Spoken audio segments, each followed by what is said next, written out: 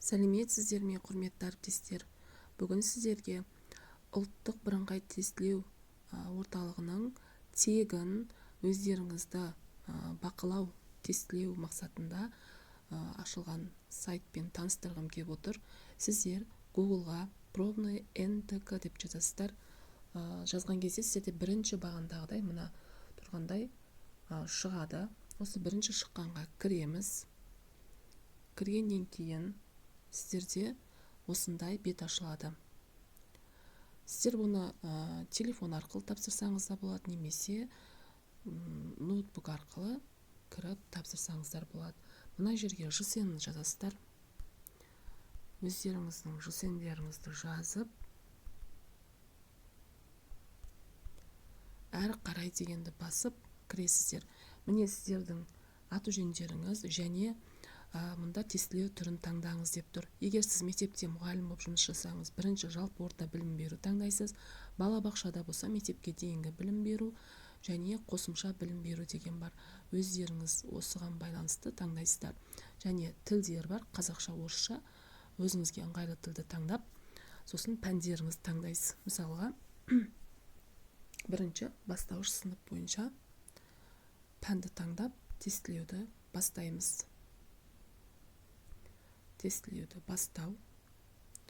Міне, осылай тест шығады.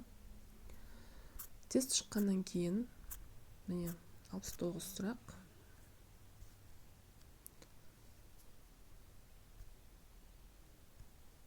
Тестілеуді бастаймыз. Телефонды альбомный форматқа қоямын. Көп мағыналы сөздер. Музыка, жаңбыр, кілт, күйші, кітап.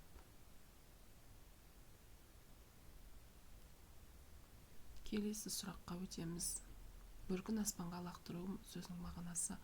Осылай жауабына қарай өстіп белгілеп, келесіге өтіп, белгілей бересіз.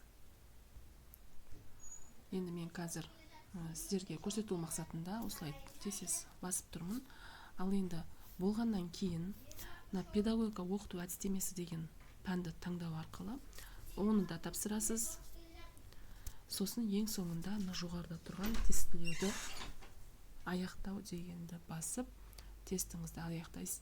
Және нақты аяқтау үшін мына жерде сізге кішкене есеп сияқты береді тапсырма. 7 қосу 8 осы жерге жауабын жазасыз. 15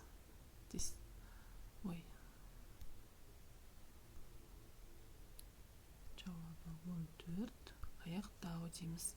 Сол кезде міне аяқталады, сізге нәтижеңізді шығарып береді.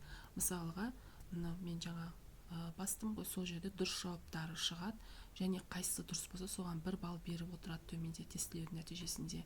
Менде бірінші сұрағың жауабы ғана дұрыс болған, қалғаны дұрыс болмаған. Тура осылай барлығын біле аласыздар.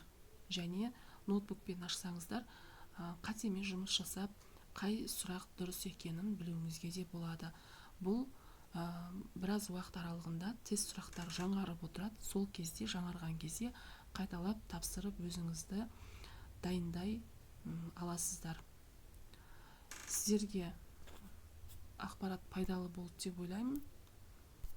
Егер пайдалы болған болса, каналға тіркеліп, лайк басып қойыңыздар. Келесіде тағы да осындай сіздерге керекті ақпараттармен бөлісіп отыратын боламын. Сау болыңыздар.